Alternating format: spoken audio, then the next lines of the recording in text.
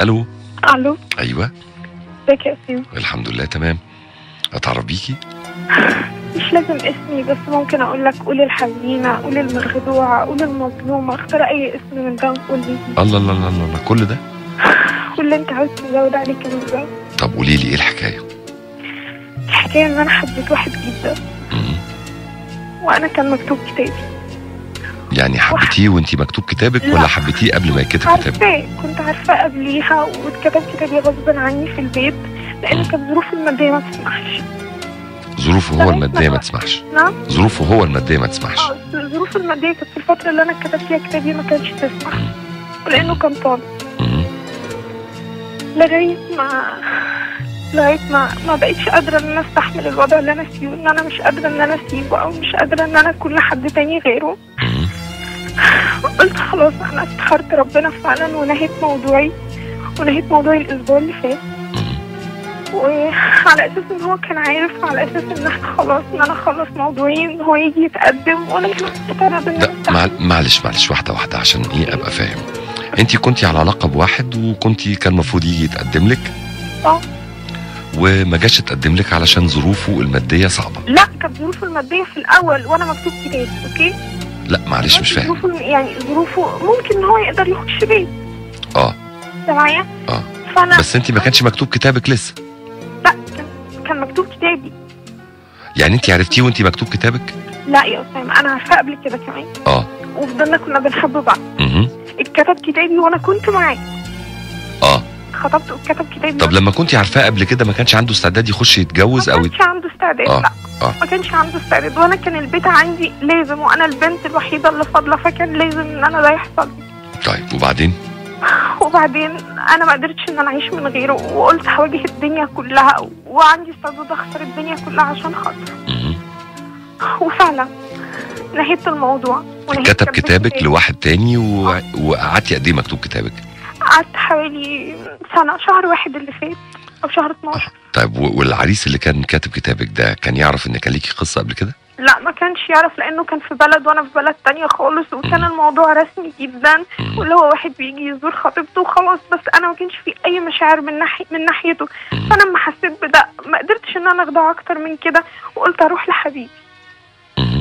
انت معايا؟ معاكي. فبعدين انت اللي رجعتي له تاني حبيبك ولا هو اللي رجع لك تاني؟ لا، احنا كنا مع بعض، احنا ما سيبناش بعض اصلا.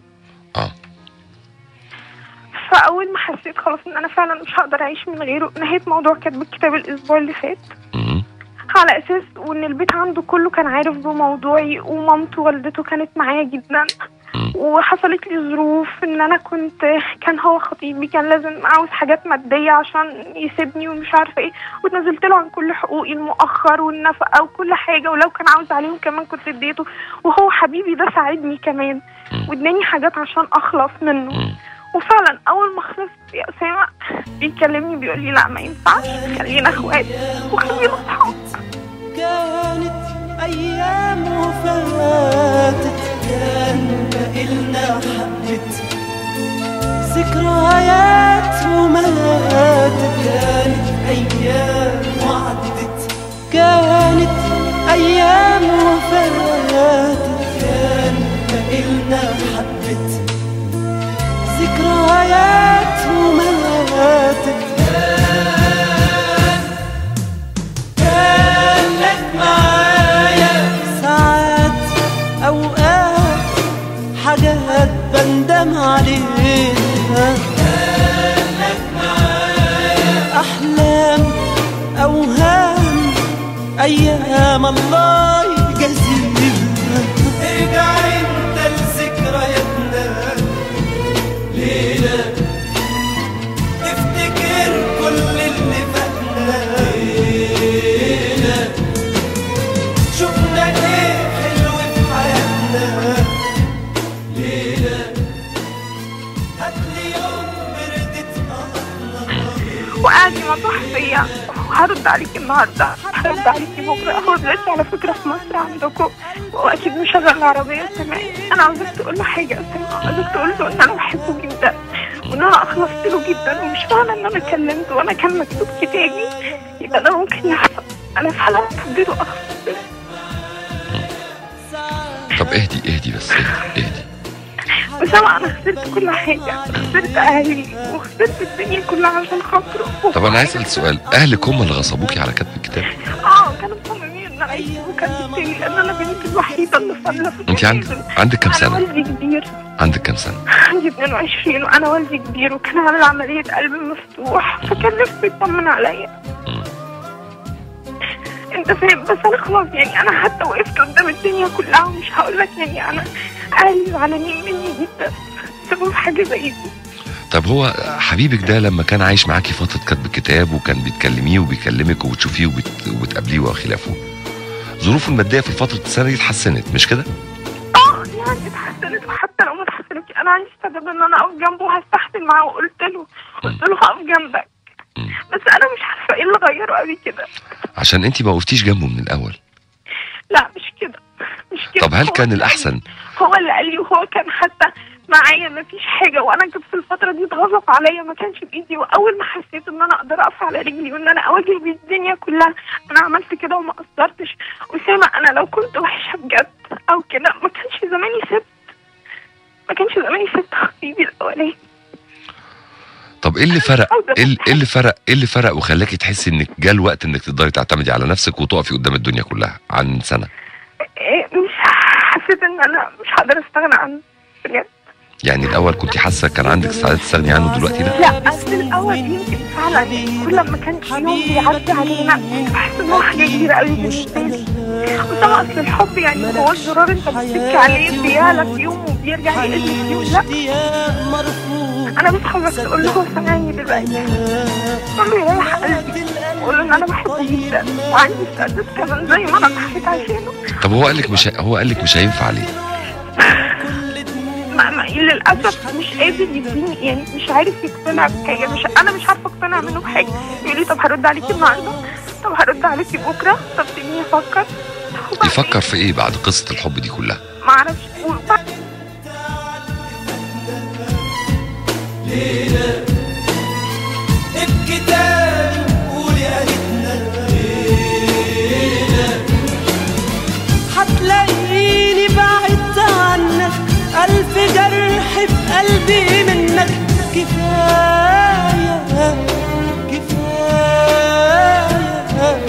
كفاية بقى. بعد ايه يعني؟ هو يعني بعد ما خلاني خسرت الدنيا كلها عشانه انا مش قادره اتخيل ان هو يضحي بيا بالسهوله دي اصلا. عايزه الحق يا بنت الناس ولا عايزه؟ لا عاوزه الحق، بس ما تقوليليش سيبيه لاني مش هقدر. كانت ايام وعدت.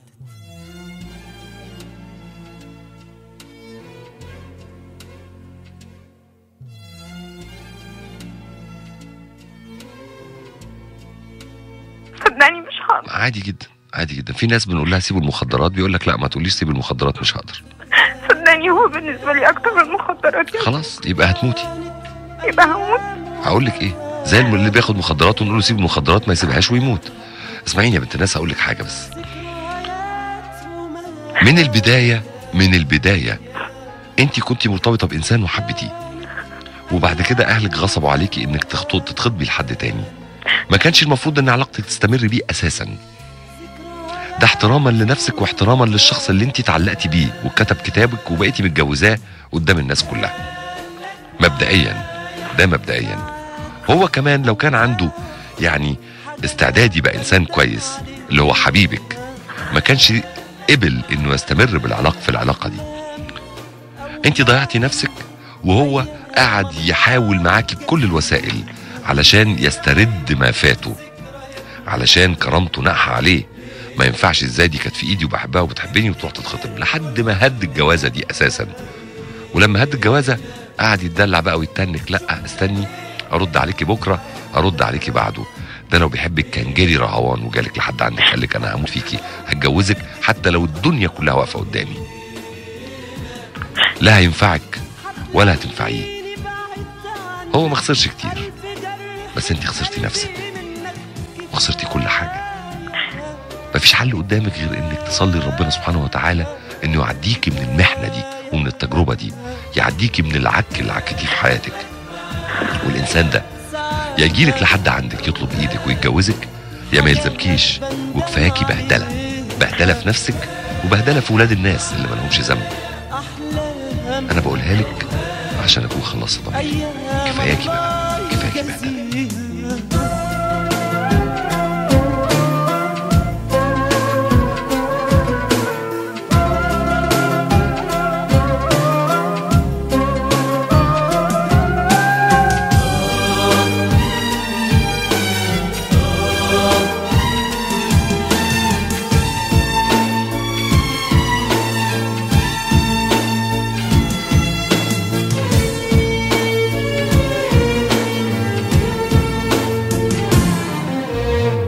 يا جرحي وعذابي سنين، حبيبك مين؟